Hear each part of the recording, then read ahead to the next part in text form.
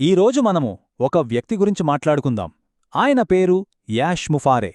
వ్యాపార ప్రపంచంలో ఒక సంచలనం అని చెప్పచ్చు. ఆయన చెప్పే మాటలు, ఆయన లైవ్ సెషన్లు అబ్బో ఒక విజ్ఞాన ఖజానా లాంటివి. మరి ఆ విజయరహస్యాల పుట్టలోకి ఓసారి తొంగిచూద్దామా? సరే, ఈ విశ్లేషణలో మనం ఏమేం చూడబోతున్నామో చెప్తాను. ముందుగా యాష్ ముఫారే ఎవరు, ఆయన ఫిలాసఫీ ఏంటి, తర్వాత ఆయన చెప్పే సక్సెస్ బ్లూ ప్రింట్ అంటే విజయానికి ఫార్ములా ఏంటి, అలాగే మన మైండ్ సెట్, పట్టుదల ఎంత ముఖ్యమో చూద్దాం. ఇక ఆలోచనల్ని నిజం చేసుకోవడం ఎలా, చివరగా ఆయన వదిలి వెళ్తున్న లెగసీ అంటే వారసత్వం గురించి మాట్లాడుకుందాం. మొదటిగా అసలు యాష్ ముఫారే ఎవరు, ఆయన ఆలోచనా విధానం ఎందుకు అంత స్పెషల్, ఎందుకంత పవర్ఫుల్గా పనిచేస్తుందో చూద్దాం. ఆయన చెప్పే ప్రతి మాటలో ఒక పవరుంటుంది. ముఖ్యంగా ఈ ఒక్క వాక్యం చూడండి, ఆయన ఫిలాసఫీకి ఇదే గుండెకాయ్. మిమ్మల్ని ఎవరూ నమ్మనప్పుడు కూడా మీరు మిమ్మల్ని నమ్మండి. అంటే అంతా మన నమ్మకంతోనే మొదలవుతుంది. సెల్ఫ్ బిలీఫ్, అదే అసలు పునాది. అయితే ఆయన లైవ్ సెషన్లంటే అవేవో క్లాస్లో పాఠం చెప్పినట్టుండవు, అస్సలుండవు. అవి చాలా ఇంటరాక్టివ్గా అందర్నీ కలుపుకునిపోయేలా ఉంటాయి. ఒక కమ్యూనిటీ ఫీలింగ్ వస్తుందక్కడ.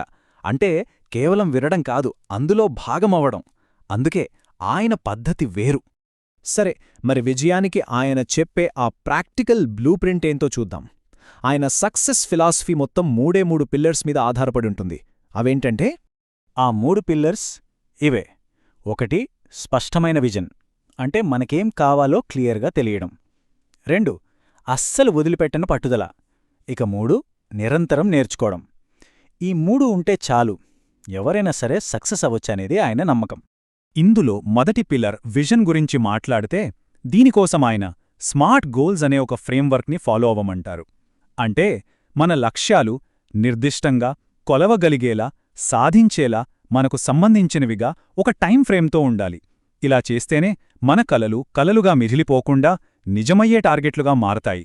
అసలు స్పష్టమైన విజన్ ఎందుకంత ముఖ్యం అంటే, అదొక కంపాస్ లాంటిది. మన జీవితమనే సముద్రంలో ఎటు వెళ్లాలో దారి చూపిస్తుంది, మనలో మోటివేషన్ నింపుతుంది, దారి తప్పకుండా మన ఫోకస్ అంతా లక్ష్యం మీదే ఉండేలా చేస్తుంది. లక్ష్యం పెట్టుకోవడం ఒక ఎత్తైతే, ఆ ప్రయాణంలో ఎదురయ్యే ఎత్తుపల్లాలనో తట్టుకోవడం మరో ఎత్తు.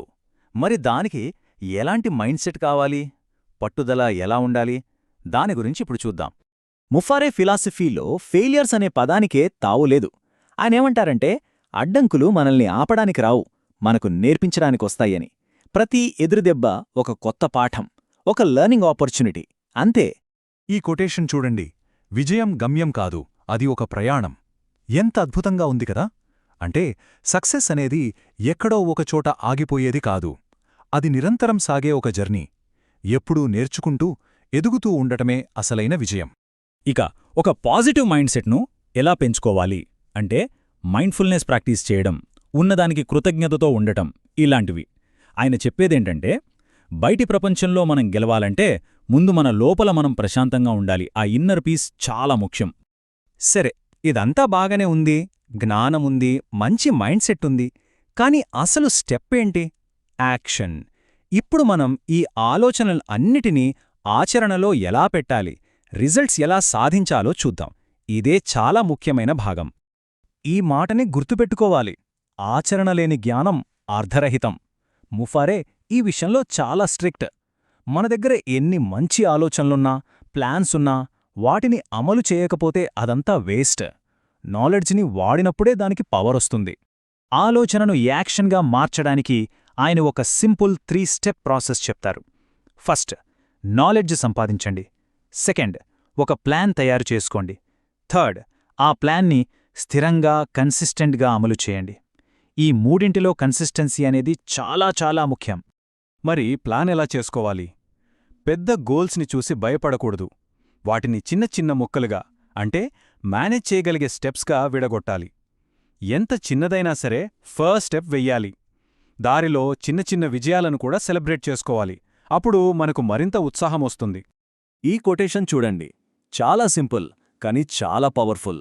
కేవలం కలలు కనవద్దు, దాన్ని చెయ్యండి, అంతే. సింపుల్. కలల ప్రపంచంలోంచి బయటికొచ్చి పని మొదలుపెట్టమని చెప్పే పిలుపు ఇది. చివరగా ముఫారే బోధనల ప్రభావమేంటి? ఆయన ఎలాంటి వారసత్వాన్ని నిర్మిస్తున్నారు? ఆయన లెగసీ ఏంటో ఒకసారి చూద్దాం. ఆయన ప్రభావం కేవలం బిజినెస్ వరకే లేదు. ఆయన లెగసీలో చూస్తే 40% కమ్యూనిటీని నిర్మించడం మీదే ఉంది. మరో 35% ప్రజలకు సెల్ఫ్ బిలీఫ్ అంటే వాళ్లమీద వాళ్లకు నమ్మకం కలిగించడం. ఇక మిగిలిన 25% పాత పద్ధతులను సవాలు చేసి కొత్తగా ఆలోచించేలా చేయడం. చూసారా, ఇది డబ్బు కంటే చాలా పెద్దది. సో అసలు విషయమేంటంటే, ఆయన వారసత్వాన్ని డబ్బులోనో ఆస్తుల్లోనో కొలవలేం. ఆయన మాటల వల్ల ఎన్ని జీవితాలు మారాయి, ఎంతమంది స్ఫూర్తి పొందారు అనేదే ఆయన అసలైన లెగసీ. ఆయనొక పాజిటివ్ ఇంపాక్ట్ని క్రియేట్ చేశారు. ముఫారే చెప్పినట్టు ప్రతి ప్రయాణం మొదటి అడుగుతోనే మొదలవుతుంది. మరి ఈ విశ్లేషణ అంతా విన్నాక మీ లక్ష్యం వైపు మీరు వెయ్యబోయే ఆ మొదటి అడుగు ఏంటి? ఒక్కసారి ఆలోచించండి.